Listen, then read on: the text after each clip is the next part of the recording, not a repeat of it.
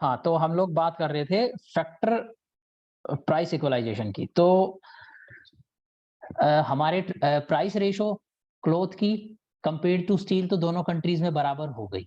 क्या हमारे जो फैक्टर ऑफ प्रोडक्शन है, जो उस क्लॉथ की और स्टील की प्रोडक्शन में यूज होते हैं, क्या उनका प्राइस भी बराबर हो जाएगा? क्या मेरे देश में जो वेज रेट है सेम वेज रेट यूएस में हो जाएगा?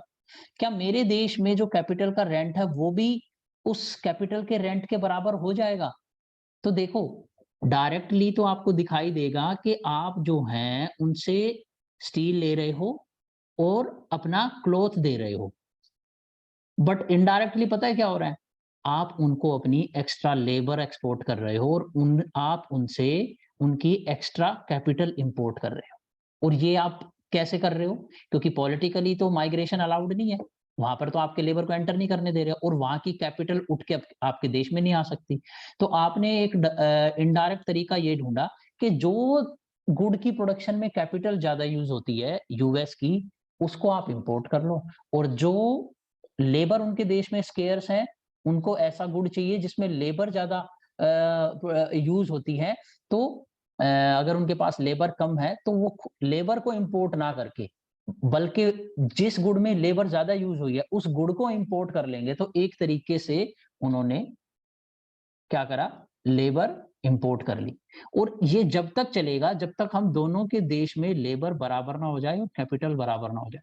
तो हेक्सर ऑयलिन मॉडल ये कहता है, ना सिर्फ हमारे PC cloth upon PS common हो जाएंगे कंट्री 1 का equal to PC upon PS, price of cloth upon price of steel, country 2 के बराबर हो जाएगा और वो एक कॉमन इंटरनेशनल प्राइस होगा, पीसी अपॉन पीएस, एक कॉमन इंटरनेशनल। बल्कि जो हमारे फैक्टर ऑफ प्रोडक्शन है उनका WR1 जो मेरी कंट्री में था, और वो क्या था? कम था। क्यों? मेरे पास लेबर ज्यादा थी, सरप्लस थी, तो वेज कम थी और रेंट महंगा था। और दूसरी कंट्री का जो कंट्री नंबर 2 यानी यूएस, जहां पर रेंट ज्यादा था और जो सॉरी रेंट कम था, डिनोमिनेटर कम था और वेज ज्यादा थी।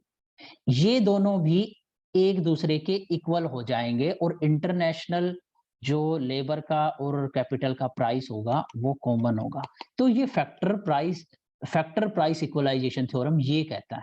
और ये प्रेडिक्शन भी एचओ मॉडल ही करता है। तो ये कैसे होता है, अब ये हमने देखना है। अब ये फिर से हमें डायग्राम से देखना है। इकोनॉमिक इंट्यूशन तो सिंपल है, ये आपको बात समझ में आ गई होगी, ठीक है। लेकिन अब इसको डायग्राम से कंपेयर करके देखना है, ठीक है। तो पहले डायग्राम में ये जो फिगर 5 है इसमें आप देख सकते हो कि देखो ये कांस्टेंट है। कंट्री 1 की बात कर रहा हूं। कंट्री 1 में कांस्टेंट है क्या? क्या? कैपिटल, कैपिटल एसके, कैपिटल कांस्टेंट है। Hello? Yes sir. Supply of capital constant है और ये एस के सप्लाई ऑफ लेबर कांस्टेंट है। ये चेंज नहीं हो सकती, ठीक है। Hello everyone, am I audible? समझ आ रहा है? Hello? Hello? Yes sir, yes sir. ठीक है। तो अब देखो नेक्स्ट मूव क्या होगा हमारा। मैं ये मान के चल रहा हूँ कंट्री 1 जो है इंडिया है और उसके पास लेबर सरप्लस है। तो हम लोग क्या करते हैं? हम लोग क्या करते हैं? क्लॉथ को एक्सपोर्ट करते हैं जो कि लेबर इंटेंसिव है, ठीक है। और हमारे पास लेबर ज्यादा है तो हमारी W/R लो है, ठीक है। अब क्या हुआ?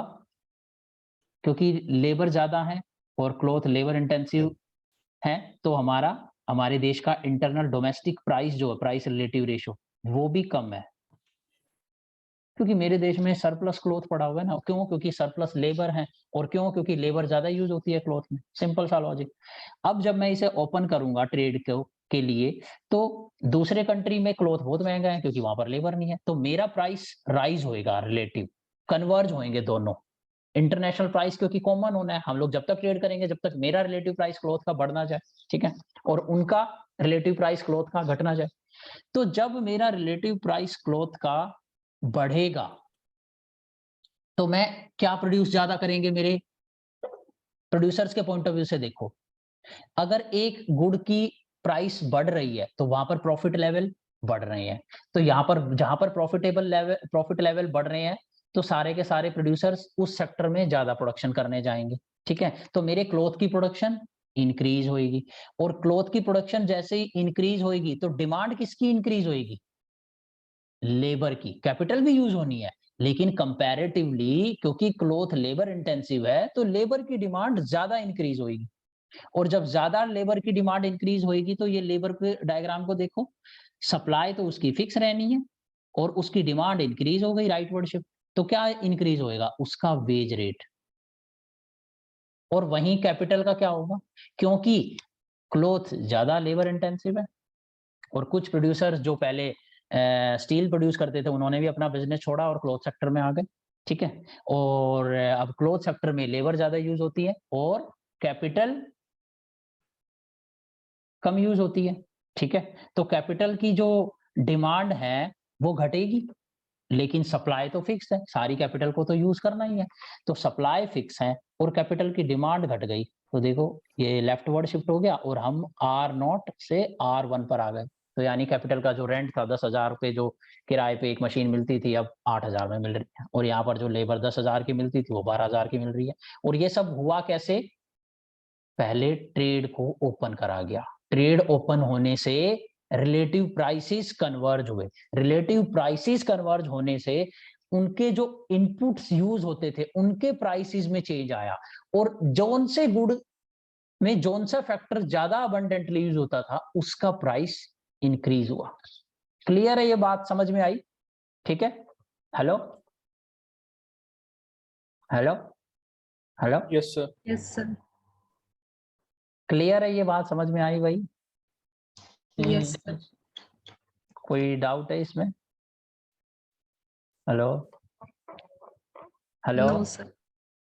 सिंपल है ना? एंड में समराइज करेंगे तो सब कुछ स्टोरी लाइन धीरे धीरे सारी आप लोगों को समझ में आएगी स्टोरी लाइन। ठीक है,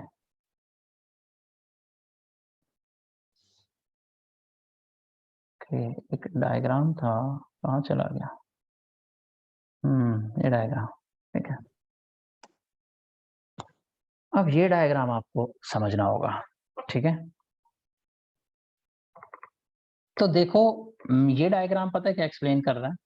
ये कंट्री 1 है, कंट्री 1 है जो वो क्या है? कैपिटल अबंडेंट है, कैपिटल ज्यादा है। तो जब कैपिटल ज्यादा है तो लेबर कम है, जब लेबर कम है तो उसका relative wage as compared to rent ज्यादा है, और जब वो ज्यादा है तो उसके देश में क्लॉथ महंगा है। ये कंट्री 2 है। इस कंट्री में क्या है? इस कंट्री में क्या है? Wedge कम है, कैपिटल इंसेंटिव है। ठीक है, तो अब ये कहना चाह रहा है, ये डायग्राम को अगर आप देखो और इस डायग्राम को इस डायग्राम से डिराइव करेंगे इधर वाले से ये डायग्राम ये कहता है कि जैसे जैसे रिलेटिव वेज बढ़ेगी, ठीक है, और रिलेटिव वेज कैसे बढ़ेगी? उसका डायरेक्ट रिलेशन होगा जैसे जैसे रिलेटिव प्राइस क्लॉथ का बढ़ेगा। क्योंकि रिलेटिव, अभी मैंने आपको समझाया, रिलेटिव प्राइस जब क्लॉथ का बढ़ेगा तो डिमांड किसकी बढ़ेगी? जो उस फैक्टर की जो फैक्टर इंटेंसिवली यूज होता है क्लॉथ में, और वो है लेबर।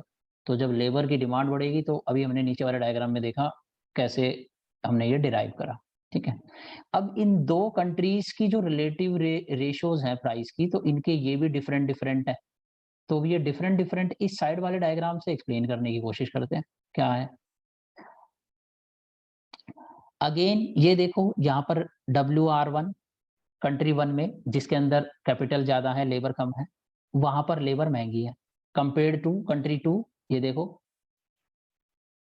WR2 यानी फ्लैटर है, W कम है, रेंट ज्यादा है। ठीक है, अब कंट्री 1 के अंदर देखो, कंट्री 1 के अंदर ये level of 100 S1 100 steels utensils, for example steel 100 units of steel produce हो रहा है, और उसके लिए क्योंकि क्योंकि स्टील कैपिटल इंटेंसिव है तो यहाँ पर ज्यादा कैपिटल कम लेबर, तो कैपिटल लेबर रेशो हाई है तो यहाँ पर ज्यादा कैपिटल कम लेबर यूज हो रही है। फिर यही country C1 level of cloth produce कर रहे हैं, क्योंकि ये रिकार्डो वाली थ्योरी नहीं है कि कंप्लीट स्पेशलाइजेशन होगी। कंप्लीट स्पेशलाइजेशन तो यहाँ होनी नहीं है। कंप्लीट स्पेशलाइजेशन कहाँ होती है? जहाँ पर PPF कांस्टेंट हो।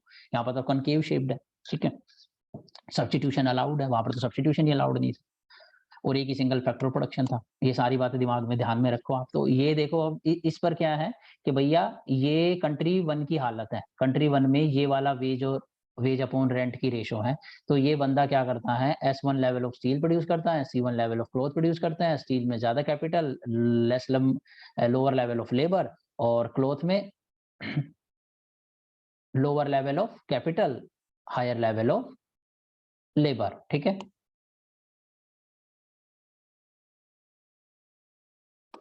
ये आइसोकॉन्ट राइटवर्ड शिफ्टेड है, तो इसका मतलब ये क्लॉथ की क्वांटिटी ज्यादा है।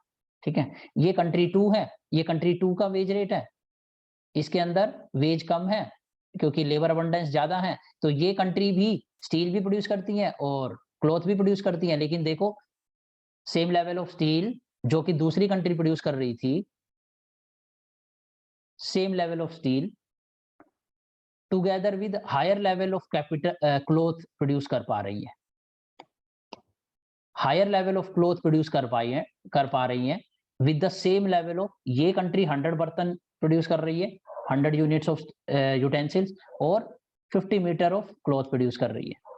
क्यों? क्योंकि यहाँ पर वेज महंगी है, लेबर कम थी, लेकिन यहाँ पर दूसरी कंट्री की वेज सस्ती है, लेबर ज्यादा है, तो ये 100 level of 100 metres of cloth produce करवा रही है together with the same level of steel. तो अगर आप ज्यादा क्लॉथ प्रोड्यूस कर पा रहे हो कंपेयर टू स्टील, तो आपको नहीं लगता, ये कंट्री 2 की बात कर रहा हूं मैं, आपको नहीं लगता कि अगर आप ज्यादा level of steel cloth produce करते हो एज कंपेयर टू स्टील, तो जो रेशो होगी price of cloth upon price of steel वो कम होगा कंट्री 2 में, और कंट्री 1 में ज्यादा होगा। तो ये डायग्राम दोनों के डिफरेंस को भी शो कर रहा है कि दोनों के रिलेटिव प्राइस में डिफरेंस है और दोनों के रिलेटिव वेज में भी डिफरेंस है। अब नेक्स्ट डायग्राम देखो फैक्टर इक्वलाइजेशन का, ये देखो, ये कन्वर्जेंस हो रही है, इक्वलाइजेशन होएगा यहाँ पे। ये कंट्री 1 है, उसका प्राइस कंपेयर टू स्टील ज्यादा था, क्यों? क्योंकि वहां पर वेज ज्यादा थी, क्यों? क्योंकि लेबर कम थी, क्यों? क्योंकि स्टील कैपिटल अबंडेंट थी।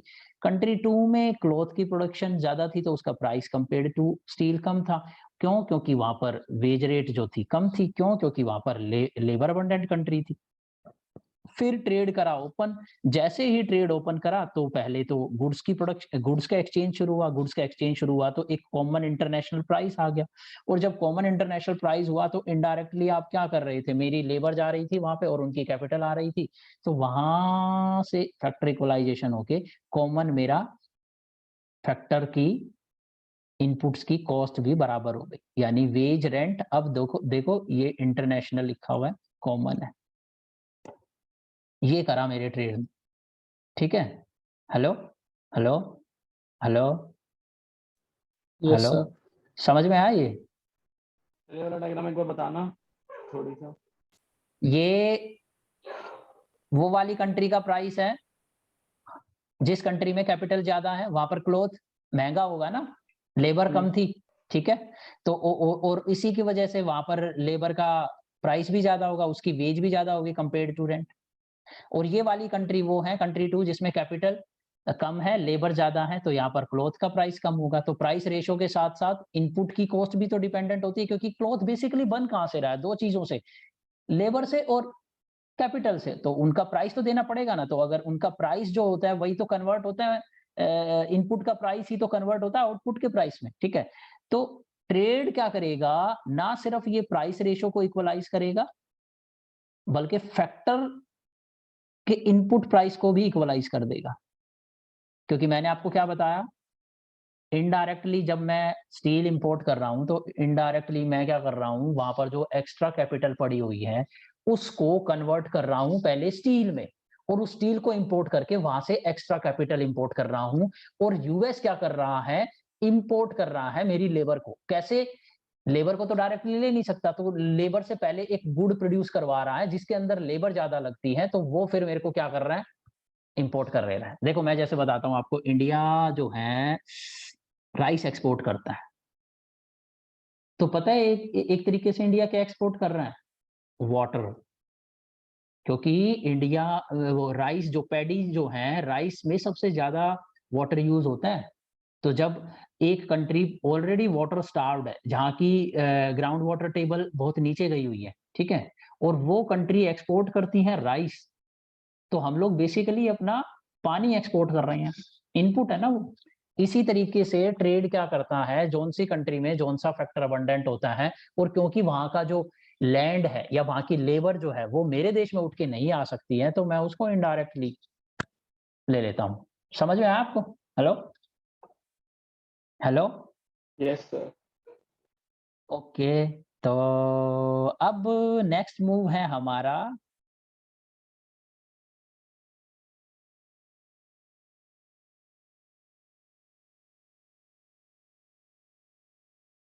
ये डायग्राम भी अगर आप देखो तो कुछ नहीं है, इसमें यही है कि जैसे ही क्लोथ के सेक्टर में लेबर कैपिटल रेशो चेंज होएगी, कैपिटल लेबर रेशो बोल लीजिए या उल्टा लेबर कैपिटल बोल लीजिए, और वो क्यों चेंज हो रहा है? क्योंकि वेज रेट जो है वो चेंज हो रहा है, relative wage rate relative to wage rate relative to rent change हो रहा है, ठीक है। तो अगर आपका वेज इंक्रीज हो रहा है तो देखो कैपिटल ज्यादा यूज कर रहे हैं, कैपिटल सब्स्टिट्यूट कर रहे हैं, लेकिन इनकी स्लोप देखो, क्लोथ सेक्टर की कैपिटल लेबर रेशो की स्लोप देखो कम है, किससे? स्टील से। तो यानी ये वही वाली बात है जो ऊपर मैं बता रहा था, क्या हो रहा है यहाँ पे? कैपिटल आज भी कैपिटल इंटेंसिव है स्टील। नए वेज WR1 पे W/R1 और W/R0 में चेंज आने के बाद भी आज भी वो कैपिटल इंटेंसिव, आज भी लेबर इंटेंसिव है। तो ये इंटेंसिटिविटी तो सेम रहने वाली है, ठीक है। कई सारी चीजें हो गई हैं, कोई नहीं, एंड में कंक्लूड करेंगे तो कनेक्ट होएगी पिक्चर। अब आखिरी थ्योरम है स्टोल्पर सैमुअल्सन थ्योरम। स्टोल्पर सैमुअल्सन थ्योरम जो है बेसिकली कहां पर यूज होता है? टैरिफ के केस में यूज होता है, ठीक है।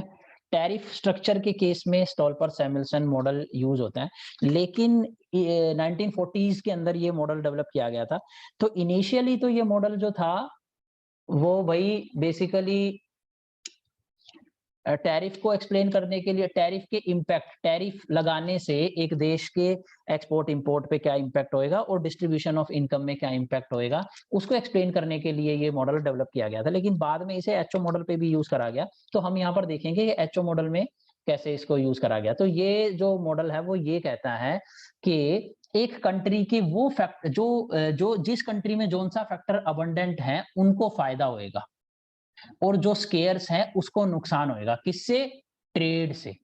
क्यों? क्योंकि देखो मेरे देश में लेबर ज्यादा है, जिस देश में जिस चीज की क्वांटिटी अति हो जाती है, कहने का मतलब है एक्सेस है, तो उसकी वैल्यू तो अपने आप ही कम हो जाती है, क्योंकि हम स्केर्स चीजों की वैल्यू लाइफ में ज्यादा करते हैं। तो एक कंट्री में अगर लेबर ज्यादा है और कैपिटल कम है, हेलो हेलो एवरीवन, हेलो, सुनाई दे रहा है?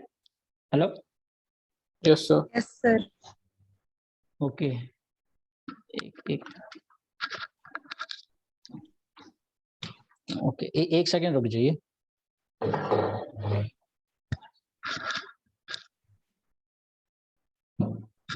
लाइट्स आ गई हैं और लाइट्स का इशू चलता रहेगा अब इंडिया में, रुकेगा नहीं।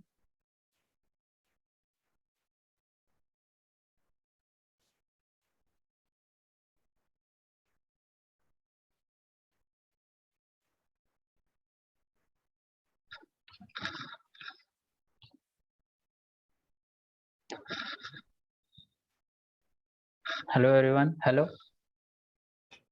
Hello, Yes, sir. Yes sir. अभी तक समझ में आ रहा है? Yes, sir. ओके,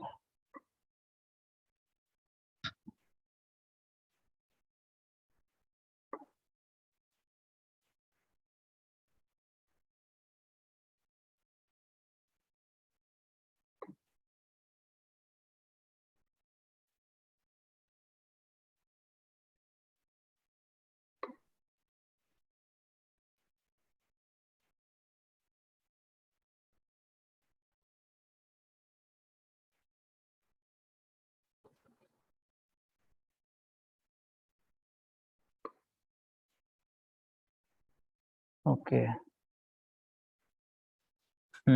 तो बेसिकली स्टॉल्पर सैमुअल्सन थ्योरम जो है ना, वो ये बताने वाला है कि मैं अगर लेबर सरप्लस कंट्री हूँ और मैं क्लॉथ एक्सपोर्ट करता हूँ, तो पता है किसको फायदा होएगा ट्रेड से? लेबर को। और जो स्केर्स फैक्टर है कैपिटल वाला, कैपिटल ओनर्स, उनको क्या होएगा? नुकसान होएगा। तो वो एक्सप्लेन करना है हमें बेसिकली कैसे होएगा ऐसे, ठीक है? तो आप लोगों ने अभी तक क्या देखी? 2 चीजें देखी कि जैसे ही मैंने ट्रेड को ओपन करा तो मेरे क्लॉथ का रिलेटिव प्राइस बढ़ गया। क्यों? क्योंकि मेरे देश में क्लॉथ की सरप्लस प्रोडक्शन थी और टेस्ट एंड प्रेफरेंस मेरे और दूसरे देश के बराबर ही थे, ठीक है? और जब बराबर ही थे और हम दोनों कंट्रीज के कंज्यूमर्स को बराबर क्लॉथ और स्टील पसंद थे, लेकिन मेरे देश में क्लॉथ कुछ एक्सेस ही हो गया था, कुछ ज्यादा ही प्रोड्यूस हो गया था, तो उसका प्राइस जो था कम था, क्योंकि डिमांड थी कम और प्रोडक्शन थी ज्यादा, और स्टील की प्रोडक्शन कम थी और डिमांड थी ज्यादा। 50-50 स्पेंडिंग करता था मैं अपने। लेकिन वहां पर आपने देखा मेरा जो पीपीएफ है, पीपीएफ को देखो एक बार ध्यान से। पीपीएफ किधर पिवट है? क्लॉथ ज्यादा प्रोड्यूस हो रहे हैं, ये देखो, क्लॉथ ज्यादा प्रोड्यूस हो रहा है। और जब क्लॉथ ज्यादा प्रोड्यूस हो रहा है और मेरा वेल बिहेव्ड इंडिफरेंस कर्व, मैं तो चाहता हूँ 50-50, ठीक है? तो क्या होगा? क्लॉथ का प्राइस कम नहीं होगा। तो इसका मतलब मेरा जो देश में अबंडेंट फैक्टर था, उसकी बेचारे की अबंडेंस उसकी गलती बन गई है, क्योंकि तू अबंडेंट है और तेरी डिमांड कम है, क्योंकि मेरे देश के लोगों को बराबर पसंद है स्टील और क्लॉथ, और तू ओवर प्रोड्यूस हो गया है 50% से मोर देन क्लॉथ प्रोड्यूस हो गया है तू, तो भाई तेरी वैल्यू खुद ही घट गई, क्योंकि सप्लाई ज्यादा डिमांड कम है। तो अब तेरी वैल्यू कैसे बढ़ाई जाए? क्लॉथ सेक्टर की, क्लॉथ सेक्टर की वैल्यू बढ़ाई जाए बाहर के देश के लोगों की क्लॉथ की डिमांड को जनरेट करके, और वो हम कैसे करेंगे? एक्सपोर्ट करके। और जब बाहर के देश के लोग इंपोर्ट करेंगे मेरे क्लॉथ को, तो मेरे क्लॉथ के सेक्टर की प्राइस बढ़ेगी, क्लॉथ का प्राइस बढ़ेगा। और जब क्लॉथ का प्राइस बढ़ेगा, तो जो फैक्टर उसमें बेचारा ज्यादा यूज होता था और जिसकी कोई कीमत ही नहीं समझता था इंडिया में, क्योंकि तुम तो हमारे पास सरप्लस में पड़े हो लेबर, तुम्हारी क्या ही वैल्यू है, इतनी पॉपुलेशन हमारे पास, तो उनकी वैल्यू इंक्रीज होगी, उनका वेज इंक्रीज होएगा। अब ये बात है कि जो सरप्लस फैक्टर है उसकी वैल्यू इंक्रीज होगी तो उसका प्राइस इंक्रीज होएगा। और जो स्केर्स फैक्टर था, जिसका प्राइस बहुत हाई था, क्योंकि मेरे देश में कैपिटल कम थी, तो कोई बात नहीं भाई, अब मैं अमेरिका से कैपिटल ले रहा हूं, तो वहां पर कैपिटल की सप्लाई बढ़ेगी तो उसका प्राइस डिक्रीज होएगा। तो यानी कौन बंदे बोलेंगे ट्रेड करो? लेबर बोलेगी इंडिया की ट्रेड करो। यानी सरप्लस फैक्टर जो होगा, अबंडेंट फैक्टर होगा जो एक कंट्री में, वो बोलेगा ट्रेड इज गुड।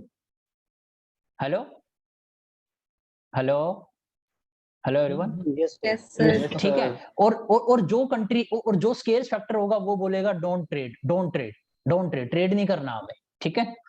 ट्रेड से हमारा नुकसान होएगा। तो अब हमें ये देखना है कि इसको और कॉम्प्रिहेंसिवली हमें ये देखना है, क्या ये नॉमिनल वेजेस और प्राइस तो नहीं बढ़ रहे? रियल में क्या हो रहा है? क्योंकि एक्चुअली में तो लेबर को नॉमिनल वेज W 100 रुपए से मतलब नहीं है, बल्कि इस बात से मतलब है कि 100 रुपए में सामान कितना आएगा। तो आप देखो, ये स्टॉल्पर सैमुअल्सन थ्योरम ये बताता है कि देखो, अब क्लॉथ एक्सपोर्ट जब कर रहे हैं तो क्लॉथ का प्राइस बढ़ रहा है, वेज का भी बढ़ रहा है, ठीक है? अब ये लेबर जो है सारी की सारा पैसा क्लॉथ पे खर्चता है फॉर इंस्टेंस, तो क्या पता क्लॉथ का प्राइस ज्यादा बढ़ रहा है और वेज का प्राइस कम बढ़ रहा है, तो रियल वेज उसकी कम हो रही हो। 100 रुपए सारे के सारे क्लॉथ पे सेल लगाता था और अब इसकी वेज हो गई 110, लेकिन वही जो 100 रुपए में क्लॉथ मिलता था 5 मीटर, अब वो मिल रहा है 120 में, तो इसकी रियल वेज तो कम हो गई ना।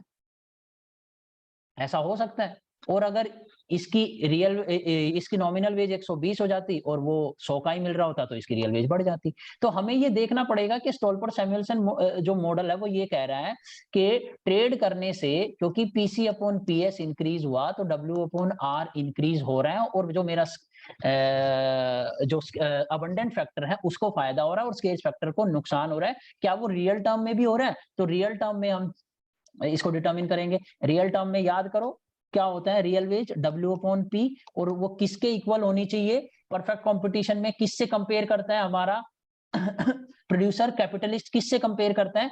Marginal product of labour curve से। याद है ना, यहाँ पर W अपॉन रियल वेज होती थी, तो वो बोलता था कि आधी रोटी प्रोड्यूस करी है तो आधी ही तुझे पे कर सकता हूं मैं, ठीक है। अगर एक रोटी प्रोड्यूस हो रही है तो एक रोटी तुझे पे कर सकता हूं मैं। अगर तू तेरा मार्जिनल प्रोडक्ट ऑफ लेबर आधी रोटी है तो मैं एक रोटी कैसे तेरे को पे कर दूं? उसमें तो मेरा लॉस हो जाएगा। तो जो रियल वैल्यू पे करता है कैपिटलिस्ट, और वो कंपेयर करता था मार्जिनल प्रोडक्ट ऑफ लेबर को, मार्जिनल प्रोडक्ट ऑफ लेबर को रियल वेज से, ठीक है। जो मैं 100 रुपए दे रहा हूं उसमें रोटी का प्राइस क्या है, ठीक है। तो अब देखो मैं कैसे कह सकता हूं कंक्लूसिवली कि मेरी लेबर जो है कंक्लूसिवली रिचर होएगी रियल टर्म में, वो इस तरीके से, क्योंकि अब ये W और W भी बढ़ेगा। क्यों? क्योंकि प्राइस ऑफ क्लॉथ महंगा हो गया, तो क्लॉथ जब महंगा हुआ तो मेरी वेज महंगी हो गई, वेज इंक्रीज हो गई, लेकिन प्राइस ऑफ क्लॉथ भी तो इंक्रीज हुआ है, ठीक है। फिर भी मैं कह रहा हूं कि इस चीज को अब कौन डिटरमिन करेगा कि रियल टर्म में मेरे जो लेबरर हैं वो क्या हो गए हैं, रियल टर्म में मेरे जो लेबरर हैं वो रिचर हो गए हैं, वो ये चीज डिटरमिन करेगी।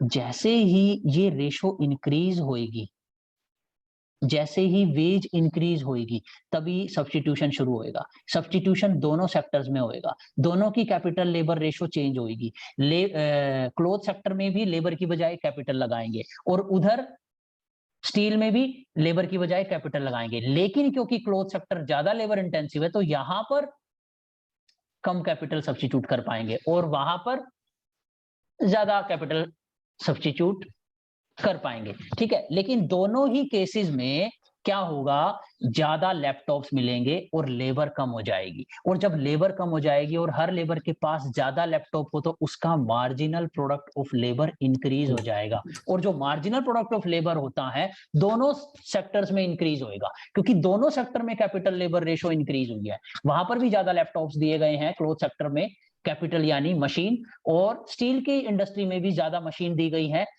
और लेबर दोनों ने अब कम एम्प्लॉय करी है। तो जब कम लेबर को ज्यादा मशीन मिलेगी काम करने के लिए, तो उसका मार्जिनल प्रोडक्ट इंक्रीज हो जाएगा। और जो मार्जिनल प्रोडक्ट होता है वही परफेक्ट कंपटीशन के अंदर कैपिटलिस्ट पे करता है, किसको?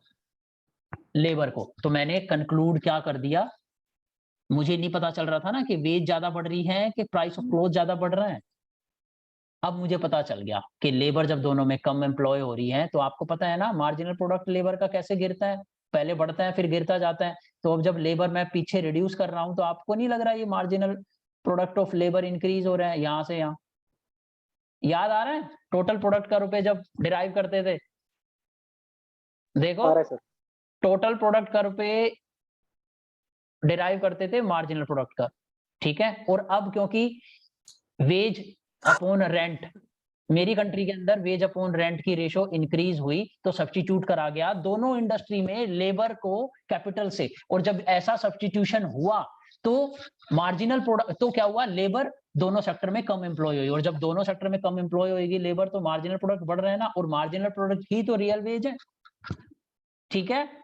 तो इसका मतलब मैं कंक्लूसिवली कह सकता हूं स्टोल्पर-सैमुअल्सन थ्योरम के बेसिस पे कि मेरी लेबर रिच हो गई है और कैपिटल ओनर पुअर हो गए हैं। क्यों? क्योंकि उनका मार्जिनल प्रोडक्ट गिर गया है, वो दोनों ज्यादा लैपटॉप्स दिए जा रहे हैं पर लेबर के, तो प्रोडक्टिविटी किसकी बढ़ेगी? लेबर की प्रोडक्टिविटी बढ़ रही है, कैपिटल ज्यादा यूज कर रहा है एक लेबर, और कैपिटल की घट रही है क्योंकि उस पर काम करने वाले वो कम है लेबर। उसके लिए जो फैक्टर कैपिटल को यूज करना है बेटर यूटिलाइजेशन के लिए, ज्यादा प्रोडक्ट बढ़ाने के लिए, वो लेबर कम है। तो ये उल्टा काम हो गया है। तो देखो ये कैसे कनेक्टेड है, पूरा का पूरा चैनल है, पूरा का पूरा पीछे से कनेक्टेड है, कहीं पर कोई झोल नहीं है, तुक्का नहीं है, सारी चीजें कनेक्टेड है, ठीक है। तो इसीलिए बेसिक्स शार्प होने चाहिए। बेसिक्स अगर स्ट्रॉन्ग नहीं होंगे, बेसिक्स पे काम नहीं कर रखा, तो गड़बड़ हो जाएगी। तो ये बात मैंने बहुत अच्छे से इनिशियल क्लासेस में समझाई थी कि जो मार्जिनल प्रोडक्ट होता है पहले इंक्रीज होता है फिर डिक्रीज होता है, और जो फॉर्म ओनर होता है वो उतना ही पे करता है रियल वेज मार्जिनल प्रोडक्ट के बराबर। ठीक है, W/P marginal product of labour के बराबर होती है। ठीक है, तो इस कंसेप्ट को रिवाइज करना, यही हो रहा है स्टोल्पर-साइमंसल मॉडल में। अब आ गए एक्सेप्शन। एचओ मॉडल के एक्सेप्शंस हैं 2।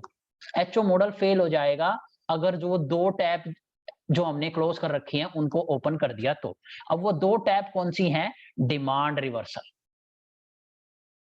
एचओ मॉडल की जो कंक्लूजन है वो फेल हो जाएगी।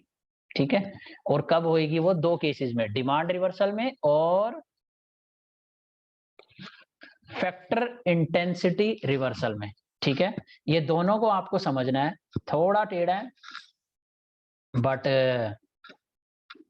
अच्छा कंसेप्ट है और कर सकते हैं। अभी 15-20 मिनट है, खत्म करते हैं आज इसे।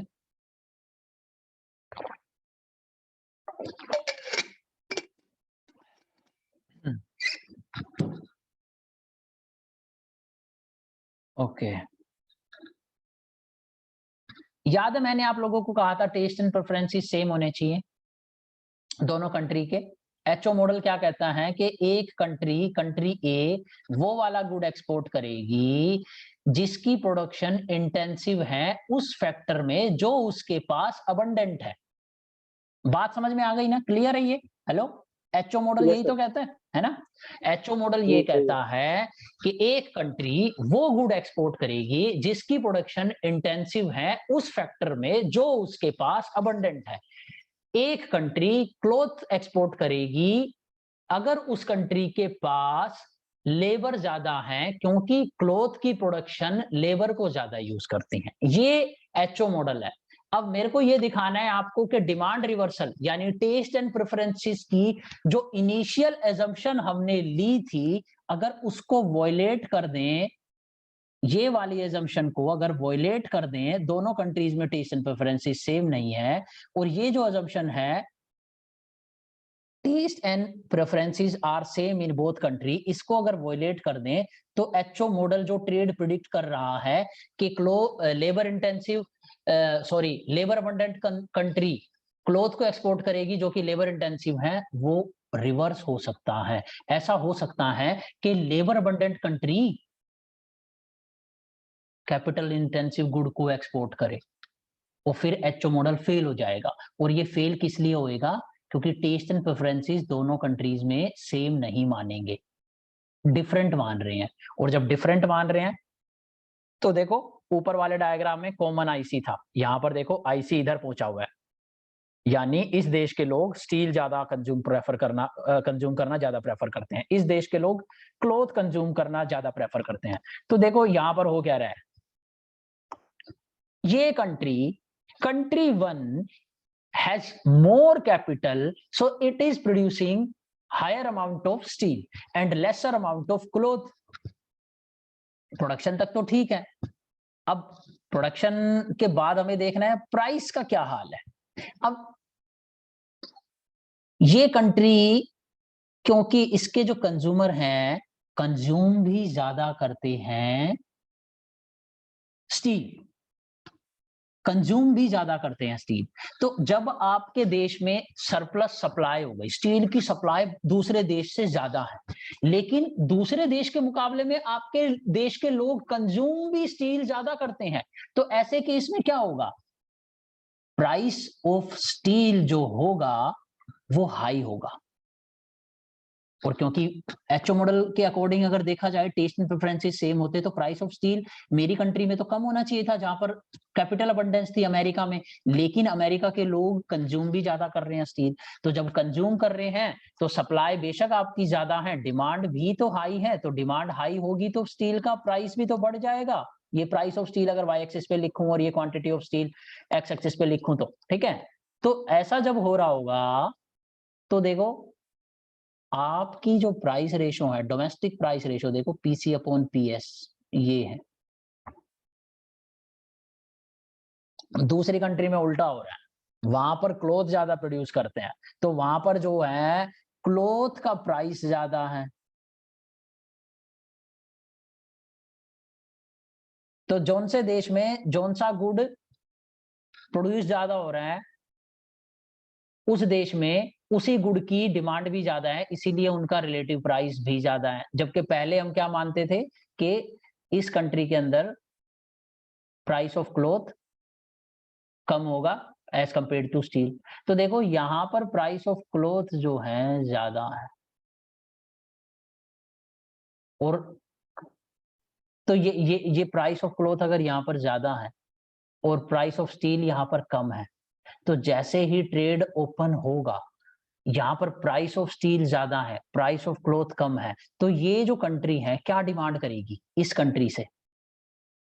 स्टील, क्योंकि यहाँ पर स्टील सस्ता है, जबकि इस देश के पास क्लॉथ प्रोडक्शन ज्यादा है, जबकि इस देश के पास लेबर ज्यादा है, उसके बावजूद यहाँ पर स्टील सस्ता है। कैसे? क्योंकि इस देश के लोग जिस चीज को प्रोड्यूस करते हैं उसी को कंज्यूम करना ज्यादा प्रेफर करते हैं, और स्टील जो कि ये बेशक भी कम प्रोड्यूस करते हैं लेकिन डिमांड ही नहीं करते हैं, तो ऑब्वियसली सरप्लस पड़ा रह जाता होगा मार्केट में और उसका प्राइस कम है। और ये कंट्री स्टील ही ज्यादा कंज्यूम करती है, जबकि स्टील ज्यादा प्रोड्यूस करती है, इतना ज्यादा कंज्यूम करती है कि ज्यादा प्रोड्यूस करने के बाद भी यहाँ पर स्टील महंगा है, इसीलिए ये कंट्री यहाँ से स्टील इंपोर्ट करेगी और वाइस वर्सा ये कंट्री यहाँ से क्लॉथ इंपोर्ट करेगी। और ये चीज होने की वजह से पूरा का पूरा मॉडल पलट गया, पूरा का पूरा हेक्सर ऑयलैंड मॉडल पलट गया। वो कहता था कि एक कंट्री के पास अगर लेबर अबंडेंट है और वो कंट्री लेबर इंटेंसिव गुड को एक्सपोर्ट करेगी, यानी क्लॉथ को, लेकिन भैया हम तो क्लॉथ सारा कंज्यूम कर देते हैं, हम तो उल्टा स्टील को एक्सपोर्ट कर रहे हैं जिसके फैक्टर जो इंटेंसिवली यूज होता है उसका अबंडेंस हमारे देश में कम है। क्या ये पॉइंट समझ में आया? तो इस चीज को अप्रिशिएट कर सकते हो तुम कि वो एजम्पशन कितनी इंपॉर्टेंट थी।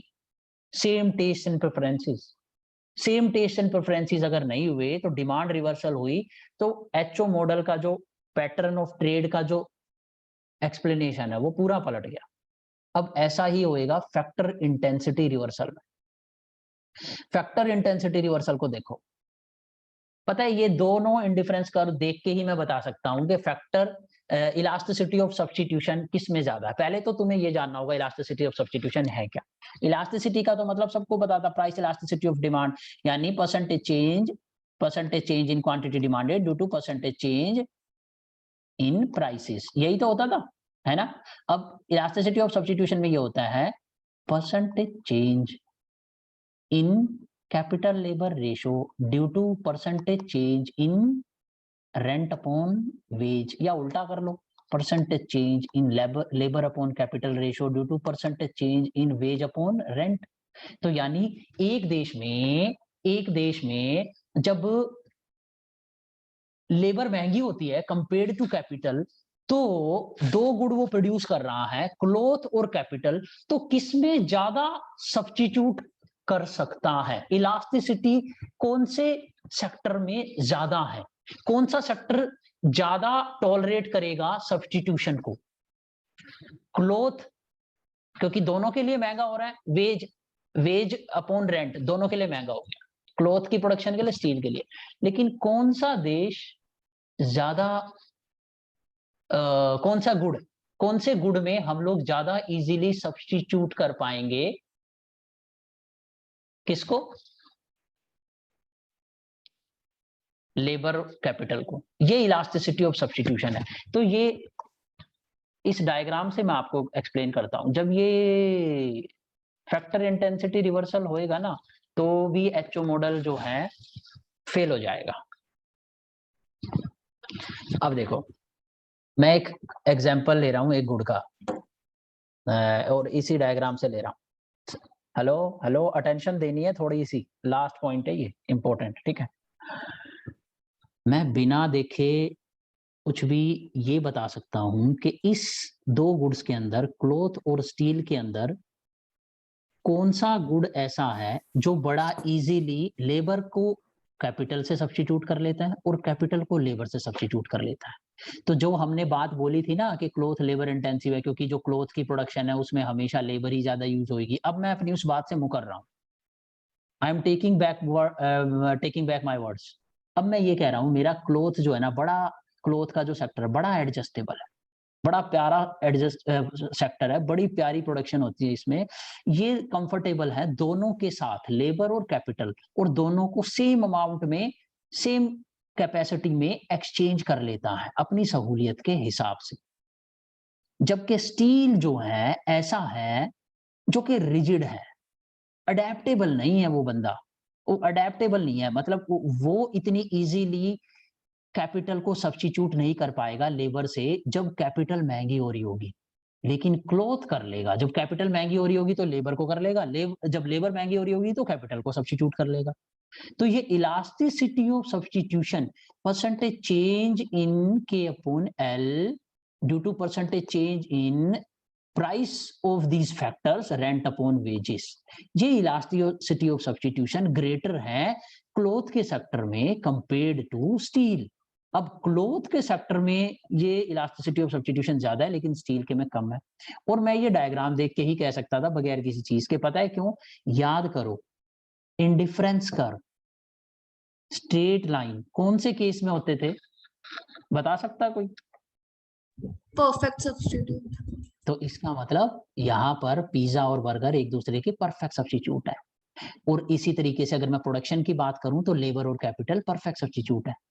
और देखो इन दोनों कर्व में से कौन सा स्ट्रेट लाइन से ज्यादा कनेक्ट कर पा रहा? ब्लैक वाला, डार्क क्लोथ, ठीक है। और स्टील वाला कौन से ज्यादा मैच कर रहा है? ये वाले प्रोडक्शन फंक्शन से, लियोनटिव, क्योंकि वो उसकी तरफ टेंड हो रहा है ना। तो यानी elasticity of substitution cloth sector में ज्यादा है। और देखो अभी होने क्या वाला है, क्लोथ सेक्टर को लेते हैं, ये क्लोथ का सेक्टर है जिसका आइसोक्वांट जो है ब्लैक है और स्टील का है जो कि ग्रे है, ठीक है। अब आप क्या करने वाले हो, पहले पहले जो था ये गिवन वेज अपॉन रेंट था, ठीक है। तो मान लीजिए ये 50 लेबर का प्राइस था और जो है 50 कैपिटल का था, और ये जो W/R2 है इसमें लेबर महंगी हो गई है तो 100 रुपए की लेबर हो गई है, और कैपिटल का प्राइस आज भी 50 है या 75 कर लो, जो भी कुल मिला के ये रेशो इंक्रीज हो गई है, ठीक है। तो ये वाले में लेबर महंगी है, स्टीपर वाले आइसोकॉस्ट में लेबर महंगी है, यहाँ पर लेबर सस्ती है। तो देखो जब लेबर सस्ती है तो क्या हो रहा है, क्लॉथ, जब लेबर सस्ती है तो क्लॉथ की लेबर कैपिटल रेशो देखो, इतनी लेबर और इतनी कैपिटल, और स्टील की इतनी कैपिटल और इतनी लेबर, तो किसकी लेबर कैपिटल रेशो हाई है? क्लॉथ की, है ना। दिखाई दे रहा है ना आपको, क्लॉथ की लेबर कैपिटल रेशो हाई है, right. Hello hello hello hello, this distance upon this distance, तो यही तो दिखाई दे रहा है ना आराम से, इजीली, ठीक है। तो यानी कौन लेबर इंटेंसिव है? क्लॉथ। अब यहां पर मैजिक देखो, ये वाले वेज रेट पे, रिलेटिव वेज रेट पे स्टील कितनी कैपिटल यूज कर रहे हैं? इतनी। और लेबर कितनी यूज कर रहे हैं? इतनी। और क्लॉथ ये इससे ज्यादा कैपिटल यूज कर रहा है और इससे कम लेबर यूज कर रहा है। यहां पर क्या है?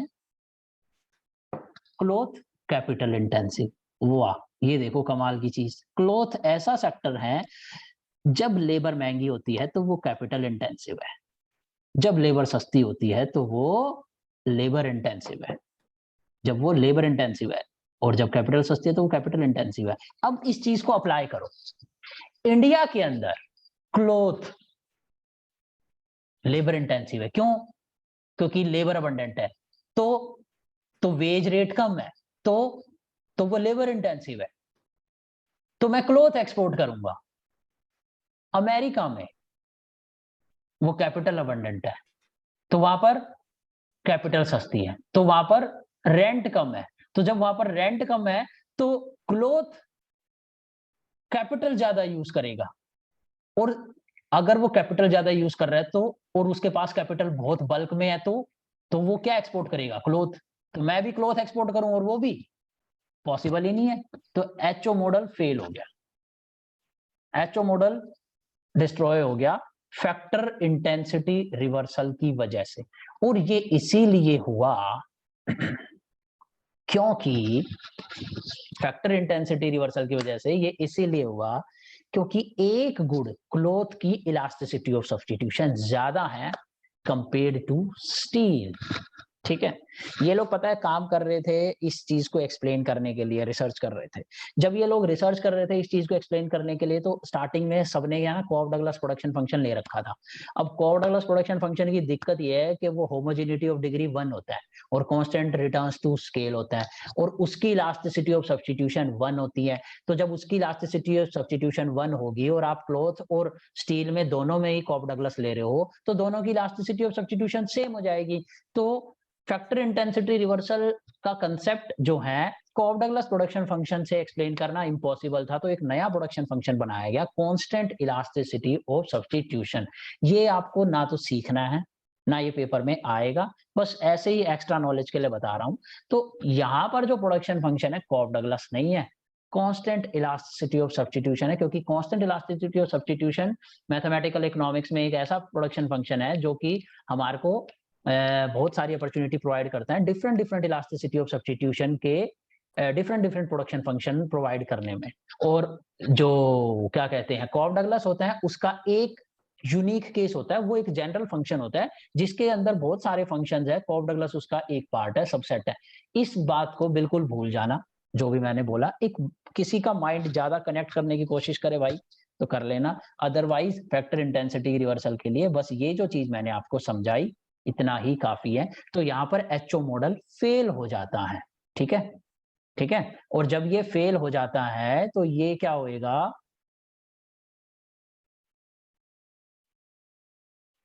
फैक्टर इंटेंसिटी रिवर्सल की वजह से एचओ मॉडल नहीं, फैक्टर प्राइस इक्वलाइजेशन मॉडल भी फेल हो जाएगा। ये तो दोनों थ्योरम फेल हो जाएंगे, ठीक है। Hello hello hello hello everyone. Yes sir. क्योंकि जब एचओ मॉडल फेल हो गया तो एचओ मॉडल पर ही वो वाला मॉडल बेस्ड है फैक्टर प्राइस इक्वलाइजेशन, वहां पर रिलेटिव प्राइस कन्वर्ज होते थे और रिलेटिव वेजेस कन्वर्ज होती थी। अब इस कंट्री के अंदर जो है लेबर अबंडेंट है और भाई लेबर इंटेंसिव है, ठीक है। तो मैं आपको जब क्लॉथ एक्सपोर्ट कर रहा हूं तो मेरी लेबर का वेज रेट बढ़ेगा, ये चीज मेरी बढ़ेगी। और दूसरी कंट्री क्योंकि मुझे क्या नहीं एक्सपोर्ट कर सकती क्लॉथ, क्योंकि सेम में तो ट्रेड होगा नहीं, तो उसे मुझे कैपिटल गुड एक्सपोर्ट करना होगा। और जब वो कैपिटल गुड एक्सपोर्ट कर रही होगी तो क्या होगा, हेलो, वहां पर भी ये गिरेगा नहीं, वहां पर भी ये बढ़ेगा। क्यों? क्योंकि उनका जो वो दूसरा गुड है ना एक, वो लेबर को ज्यादा यूज करेगा, और जब लेबर को ज्यादा यूज करेगा तो उनकी भी, क्योंकि वहां पर तो फैक्टर इंटेंसिटी रिवर्सल है ना, वो तो अडेप्टेबल है ना, तो उनकी भी ये चीज इंक्रीज हो रही होगी। और जब दोनों इंक्रीज हो रही है तो कन्वर्ज तो होएगी ही नहीं, फैक्टर प्राइस इक्वलाइजेशन वाला थ्योरम जो है।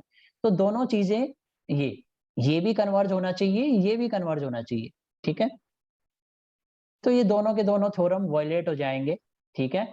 अब बस अब ये खत्म हो गया है, यही था। हाँ, लियोन्टिफ पैराडॉक्स है। लियोन्टिफ पैराडॉक्स में लास्ट में 2 मिनट बता देता हूँ क्या है। लियोन्टिफ पैराडॉक्स भी एक्चुअली में खत्म हो गया है, ठीक है। इसी से लियोन्टिफ पैराडॉक्स के एक्सप्लेनेशन डिमांड रिवर्सल और फैक्टर इंटेंसिटी रिवर्सल, 2 रीजन है। लियोन्टिफ पैराडॉक्स क्या था कि यूएस का एक जो था इकोनॉमिस्ट था लियोन्टिफ, उसने बोला कि अच्छा एचओ मॉडल क्या रियल वर्ल्ड में अप्लाई होता है या सिर्फ थ्योरी में अच्छा है। तो उसने देखा कि अच्छा अमेरिका जो है capital intensive capital abundant country है और लेबर स्केर्स कंट्री है, तो देखता हूं कि जो यूएस है एक्सपोर्ट करता है वो कौन से गुड्स हैं और जो इंपोर्ट करता है वो कौन से गुड्स हैं। तो एचओ मॉडल के बेसिस पे क्या होना चाहिए, अगर अमेरिका लेबर अबंडेंट है तो कौन से गुड एक्सपोर्ट करने चाहिए उसे, कैपिटल इंटेंसिव, नहीं कैपिटल इंटेंसिव स्टील करेगा ना, फॉर एग्जांपल स्टील करेगा ना। हाँ सर, अगर कैपिटल इंटेंसिव होगा तो मतलब एक कंट्री के अंदर जोन सा फैक्टर ज्यादा अबंडेंट है उसी को तो एक्सपोर्ट करता है ना, यही तो एचओ मॉडल से हमने एक्सप्लेन करा है, यही कंक्लूड करा है। तो लियोन्टिफ को ये लगा कि देखता हूँ चेक करता हूँ एचओ मॉडल रियल वर्ल्ड में एप्लीकेबल है या नहीं। तो उसने देखा कि एक्सपोर्ट बास्केट देखता हूँ अमेरिका की, तो उसने देखा कि एचओ मॉडल के अकॉर्डिंग तो ये होना चाहिए कि क्योंकि अमेरिका में कैपिटल ज्यादा है लेबर कम है, तो हमें लेबर के गुड तो इंपोर्ट करने चाहिए और कैपिटल के गुड एक्सपोर्ट करने चाहिए। लेकिन जब उसने एक्सपोर्ट बास्केट चेक करी तो उसने उल्टा पाया, उसने पाया अरे हम कैपिटल इंटेंसिव तो इंपोर्ट कर रहे हैं और लेबर इंटेंसिव एक्सपोर्ट कर रहे हैं, ये कैसे पॉसिबल है? तो इसका एक्सप्लेनेशन ढूंढने लग गए इकोनॉमिस्ट, और इसका एक्सप्लेनेशन था ये डिमांड रिवर्सल। डिमांड रिवर्सल में तुमने देखा ना कैसे वॉयलेट हो गया हमारा एचओ मॉडल, और फैक्टर इंटेंसिटी रिवर्सल इसमें भी तुमने देखा कैसे वॉयलेट हो गया हमारा एचओ मॉडल। तो ये दो एक्सप्लेनेशन तो है, लेकिन दो और एक्सप्लेनेशन है, चार एक्सप्लेनेशन है।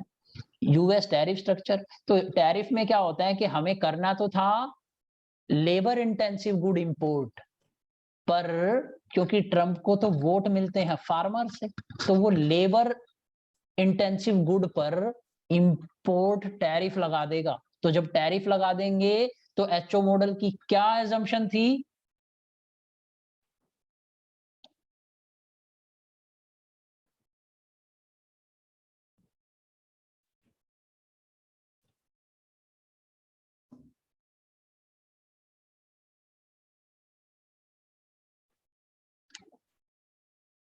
ये assumption नंबर 9, तो टैरिफ लगा देंगे तो भी वॉयलेट हो गया।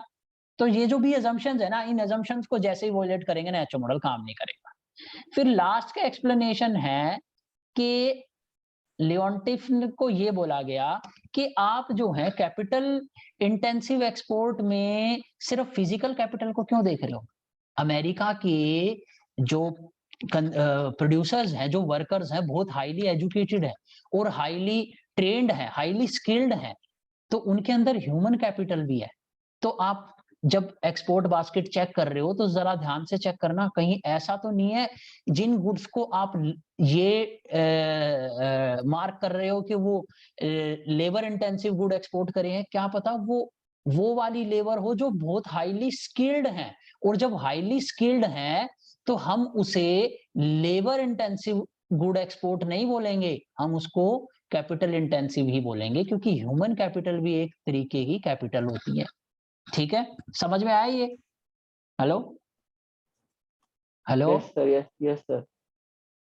ओके चलो, अब बहुत हैवी था और मॉडल पे इस पे क्वेश्चन भी बहुत आते हैं। ये दो प्रैक्टिस क्वेश्चन है, इनको रीड करना, देखना, फिर बाद में कभी किसी क्लास में डिस्कस कर लेंगे। लेकिन मैं आपको एंड में एक कंक्लूजन दे देता हूं। हम लोगों ने एक हेक्सर-ओइलिन का मॉडल डिस्कस करा, जो मॉडल दो थ्योरम देता था और हमें देखना था ये थ्योरम कब काम करते हैं, कौन सी सिचुएशन में काम करते हैं, कौन सी सिचुएशन में नहीं करते हैं। उसके लिए कुछ सर्टेन assumptions बनाई गई थी। पहले तो हमें दोनों थ्योरम पता होना चाहिए। थ्योरम ये है कि एक कंट्री के पास जोन सा फैक्टर ऑफ प्रोडक्शन अबंडेंट होगा, वो कंट्री उसी गुड को एक्सपोर्ट करेगी जिसमें वो इंटेंसिवली यूज होगा अबंडेंट फैक्टर। पहला थ्योरम तो ये। दूसरा थ्योरम था फैक्टर प्राइस इक्वलाइजेशन, के दोनों कंट्रीज के जो फैक्टर ऑफ प्रोडक्शन है उनके रिलेटिव प्राइसेस आफ्टर ट्रेड बराबर हो जाएंगे। ठीक है, अब ये दोनों कंक्लूजन्स काम तब करेंगी जब सर्टेन assumptions होंगी। वो सर्टेन assumptions जरा भी चेंज करेंगे तो ये थ्योरम फेल हो जाया करेगा। ठीक है, और वो assumptions क्या होती थी, ये जो डिस्कस करी हमने, ये डिफरेंट टाइप ऑफ assumptions। इनमें सबसे इंपॉर्टेंट रेड मार्क वाली assumptions है, टेक्नोलॉजी आइडेंटिकल होनी चाहिए। अगर टेक्नोलॉजी आइडेंटिकल नहीं हुई तो बेशक भी एक कंट्री कम लेबर में प्रोडक्शन कर सकती है गुड की, और बेशक उसके पास लेबर कम है, तब भी वो लेबर अबंडेंट हो जाएगी। ठीक है, फिर टेस्ट एंड प्रेफरेंसेस सेम होने चाहिए, कांस्टेंट रिटर्न्स टू स्केल होना चाहिए। कांस्टेंट रिटर्न्स टू स्केल होगा तभी तो हमने, याद नहीं, कॉनकेव शेप बनाया था, पीपीएफ डिराइव करा था। और टेस्ट एंड प्रेफरेंसेस भी सेम होने चाहिए। टेस्ट एंड प्रेफरेंसेस सेम नहीं हुए तो क्या होगा, डिमांड रिवर्सल हो जाएगा, मॉडल फेल हो जाएगा। तो अब स्टेप देख लो क्या हुआ। हमने क्या करा, दो कंट्री ए और कंट्री बी, जिनके अंदर एक के पास लेबर ज्यादा था कि एक के पास कैपिटल ज्यादा थी, दोनों कंट्रीज के हमने उनके अबंडेंस फैक्टर ऑफ प्रोडक्शन की हेल्प से उनके डिफरेंट पीपीएफ डिराइव करे। एक का पीपीएफ क्लॉथ पे ज्यादा क्लोथ ज्यादा प्रोड्यूस कर रहा था उसका पीपीएफ, और एक का स्टील ज्यादा कर रहा था और उसी का स्टील ज्यादा कर रहा था जिसके पास कैपिटल ज्यादा थी, क्योंकि स्टील कैपिटल में इंटेंसिव था। फिर दूसरी स्टेज में हम आते हैं कि फिर हमारे साथ दिक्कत ये थी कि इस पर प्रोडक्शन कहां पर होगी। ये तो आपको पता चल गया ये पीपीएफ है, पीपीएफ तो आपने एजवर्थ से डिराइव कर लिया। तो अब पीपीएफ पे प्रोडक्शन कहां पे होगी, क्योंकि पीपीएफ के अंदर तो प्रोडक्शन हो नहीं सकती, क्योंकि कोई भी कंट्री मैक्सिमाइज करना चाहेगी अपनी जीडीपी को। अंदर तो क्या है, lesser level of good produce करोगे, आपको तो मैक्सिमम करना है। तो जो भी प्रोडक्शन होगी इस पीपीएफ पर होगी, लेकिन इस पर कौन से पॉइंट पर जो है आपकी प्रोडक्शन होएगी, कौन से पॉइंट पर प्रोडक्शन होएगी, उसी पॉइंट पर प्रोडक्शन होएगी जो कंट्री के अंदर रिलेटिव प्राइस रेशो होगी। मेरी रिलेटिव प्राइस ये है तो यहाँ पर प्रोडक्शन होएगी इतना क्लॉथ और इतना स्टील, ये है तो यहाँ पर इतना क्लॉथ इतना स्टील।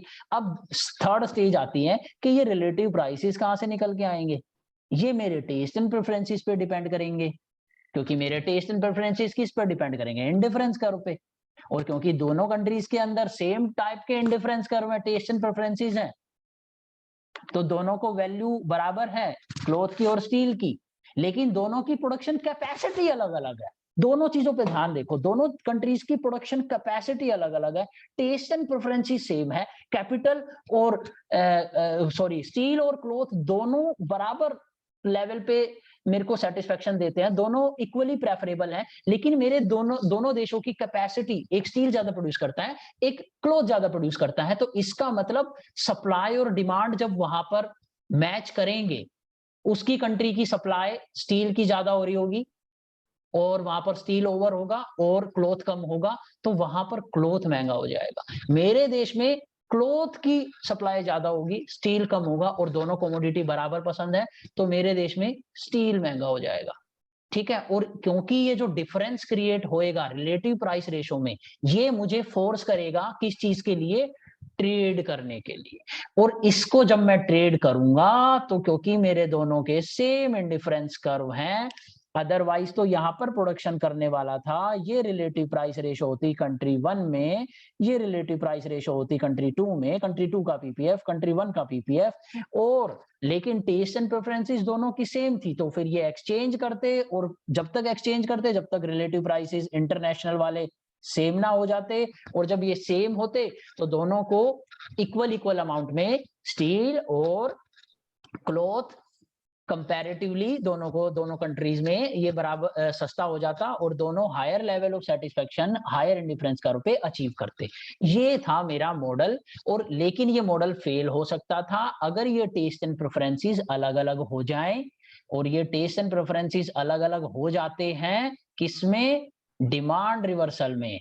ये देखो, ये टेस्ट एंड प्रेफरेंसेस अलग अलग हो गए तो फिर पूरा का पूरा पैटर्न ऑफ ट्रेड बदल गया, और फैक्टर इंटेंसिटी रिवर्सल हो जाए तो भी पैटर्न ऑफ ट्रेड बदल गया। ठीक है, लेकिन ये दोनों ही एजम्पशन हमने पहले ही मान ली थी। तो एचओ मॉडल क्या रियल वर्ल्ड में फेल होता है? बिल्कुल नहीं। वो तभी लियोनटिफ के एक्सप्लेनेशन में एचओ मॉडल इसलिए फेल हो रहा है क्योंकि वहां पर आपने वो उसके assumptions को तो ध्यान ही नहीं दिया। आप ये देखो ना कि डिमांड रिवर्सल तो नहीं है, डिमांड रिवर्सल हो रहा है तो एचओ की कोई गलती नहीं, क्योंकि एचओ ने तो पहले ही बोल दिया था डिमांड रिवर्सल हो रहा होगा तो मेरा मॉडल नहीं अप्लाई होगा, और फैक्टर इंटेंसिटी रिवर्सल हो रहा होगा तो मेरा मॉडल नहीं अप्लाई हो रहा होगा। इन दोनों चीजों को अगर कंट्रोल कर लेते हो, टेक्नोलॉजी को भी कंट्रोल करते हो, तो मेरा मॉडल अप्लाई होगा। ठीक है, ओके। अब प्रैक्टिकली पॉसिबल नहीं है क्या? प्रैक्टिकली ये तो पॉसिबल नहीं है सर, मींस डिमांड को कंट्रोल कर ले जाए टेक्नोलॉजी को। मतलब उसके मॉडल अजम्पशंस पे बेस्ड था ना, तो ऐसा होता है। अब जैसे अमृतांशु बता रहा था कि ये कौन सा एग्जाम्पल था अमृतांशु, क्या दे रहे थे तुम? वो कौन से ऑयल का? पाम ऑयल का सर, पाम ऑयल का। इंडोनेशिया डिमांड रिवर्सल का केस है वहां पर। डिमांड रिवर्सल का केस है। देखो, पाम ऑयल सबसे ज्यादा प्रोड्यूस करता है इंडोनेशिया, तो उसे वो एक्सपोर्ट करना चाहिए। और वहां पर क्यों करते हैं? क्योंकि वहां पर फॉरेस्ट भी इस तरीके से है, रेन फॉरेस्ट है, इक्वेटर के पास है। ठीक है, लेकिन कंज्यूम भी वो सबसे ज्यादा करते हैं, तो फिर वो एक्सपोर्ट करने के लिए बचता ही नहीं है, उल्टा वो इंपोर्ट कर रहा होगा, पता चल रहा है किसी और कंट्री से। ठीक है, तो ये बराबर सबसे इंपॉर्टेंट असम्पशन है, बराबर टेस्ट एंड प्रेफरेंस होने चाहिए। तो रियल वर्ल्ड में बराबर टेस्ट एंड प्रेफरेंसेस होते हैं, ठीक है। हेलो सर पल्स के केस में भी तो हो सकता है क्या? किस में? पल्सिस, हाँ बिल्कुल, बहुत बढ़िया एग्जांपल है ये, मैं भी यही सोच रहा था। पल्सिस के केस में हम लोग सबसे ज्यादा पल्सिस क्या कहते हैं प्रोडक्ट प्रोड्यूस करते हैं, उसके बाद भी मोजाम्बिक जैसी कंट्रीज से हम पल्सिस इंपोर्ट करते हैं। हमारे देश में हमेशा दालों का प्राइस महंगा रहता है, क्योंकि नॉन वेजिटेरियन तो है नहीं ना, क्योंकि कंज्यूम तो करते नहीं है प्रोटीन नॉन वेज से, तो सारा प्रोटीन तो इंडिया का दालों से ही आ रहा है, तो डिमांड भी हाई है ना। Hello hello yes sir. Yes yes sir. Sir. ठीक है, तो देखो एक्सप्लेनेशन टेढ़ा हो सकता है, ठीक है, और इंटेंसिव हो सकता है, लेकिन गारंटी कह रहा हूं इस एक्सप्लेनेशन के बाद प्रीवियस ईयर उठा के देखना बच्चे लगेंगे। अगर तुम टाइम दो तो अभी दिखा दूं, वरना कल करते हैं फिर स्टार्टिंग में। हेलो हेलो सर दिखा दीजिए, अभी दिखा दीजिए। देखो अभी एक बार रीड कर लो, कॉन्फिडेंस आ जाएगा तुम्हें कि हाँ हमने जो किया है उसका पेपर में भी काम हो रहा है, सर ऐसे ही बता रहे हैं, ठीक है। देखो question number 5, what is meant by factor abundance, how does it affect the shape of production frontier of a nation। अब देखो अगर किसी को ये एजवर्थ बुक से डिराइव करना नहीं आता ना, उसको कम मार्क्स मिलेंगे। समझ रहे हो इस बात की इंपॉर्टेंस? ये सही फैक्टर बात है। अगर आपने एजवर्थ बॉक्स यूज करके नहीं दिखाया ना इस 15 नंबर के में, क्या करके दिखाओगे उन्हें? ये डायग्राम ये है, इसको अगर एजवर्थ बॉक्स से एक्सप्लेन कर दोगे और फिर ये कॉन्केविटी दिखाओगे तो ज्यादा मार्क्स मिलेंगे। तो देखो हमने बिना बात नहीं करा एजवर्थ बॉक्स, क्योंकि सैल्वाटोर में तो है नहीं, सिंपल सा दे दिए वहां पे। उसके बाद क्वेश्चन नंबर नहीं 6 नहीं, question number 7, what are the 2 key conclusion of Heckscher Ohlin model? कौन सी है? फैक्टर प्राइस इक्वलाइजेशन और ट्रेड का पैटर्न, है ना। अंडर व्हाट assumption आर these conclusion arrived at? सबसे important, similar taste and preferences, same technology, constant returns to scale, उसी से तो कॉन्केविटी आई थी। तो देखो ये assumptions कितनी इंपॉर्टेंट है। अगर ये किसी ने सोचा होगा ना हाँ ऐसे ही है assumption का क्या, तो फंस गया वो। और इन assumption को जितने अच्छे से एक्सप्लेन करोगे, डिमांड रिवर्सल का अगर केस दिखा दोगे डायग्राम बना के, तो उड़ा दिए नंबर, मिल गए 20 या 15। लेकिन अगर वो कंसेप्ट ऊपर ऊपर से पता होगा और एक लाइन लिख के आए होगे, तो तुम्हें क्या लग रहा है तुम्हें पूरे नंबर देंगे? नहीं देंगे, क्योंकि मुझे लगा हुआ रट्टा मार के आए हुए। तो ये इंपॉर्टेंस है, ठीक है, assumptions की assumptions, ठीक है। उसके बाद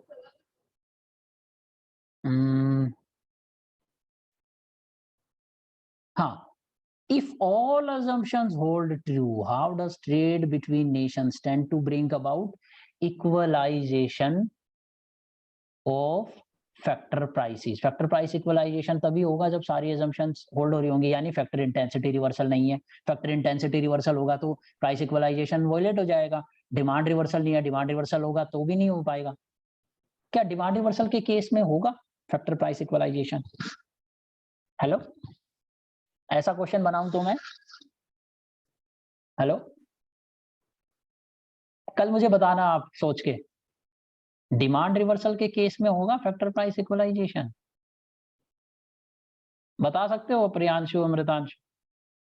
नहीं होगा सर। क्यों नहीं होगा?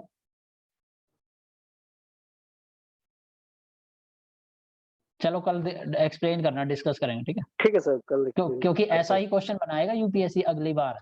पता है उन्हें, बच्चों को इतना तो आ ही गया है, रट लिया है सब, थोड़ा सा ट्रिक खेलेंगे वो। फिर क्वेश्चन नंबर देखो, मतलब कुल मिला के तुम्हें ये समझ तो आ ही गया फैक्टर प्राइस इक्वलाइजेशन कैसे काम करा, क्योंकि मैंने आपको कैसे बताया फैक्टर प्राइस इक्वलाइजेशन कैसे काम कर रहा था, वो डायग्राम याद रखना है जो भी दिखाया था। अगर उसमें दिक्कत आएगी तो फिर करेंगे इसे। क्वेश्चन नंबर 10 देखो, does Heckscher Ohlin theorem withstand the factor intensity reversal? अभी तो देखा, नहीं कर पाता। In this context state the relevance of Leontief paradox. तो फैक्टर इंटेंसिटी रिवर्सल इसकी बहुत इंपॉर्टेंस है लियोनटिक पैराडॉक्स में, ठीक है। उसके बाद कोई और क्वेश्चन है इसका? हाँ, क्वेश्चन नंबर 12 है।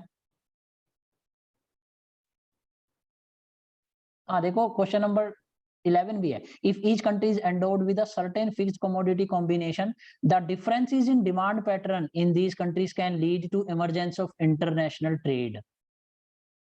अब ये वाला जो है स्टैंडर्ड ट्रेड मॉडल का क्वेश्चन है, ये अक्षर ऑयलिन का नहीं है, ये नेक्स्ट करेंगे हम लोग, ठीक है.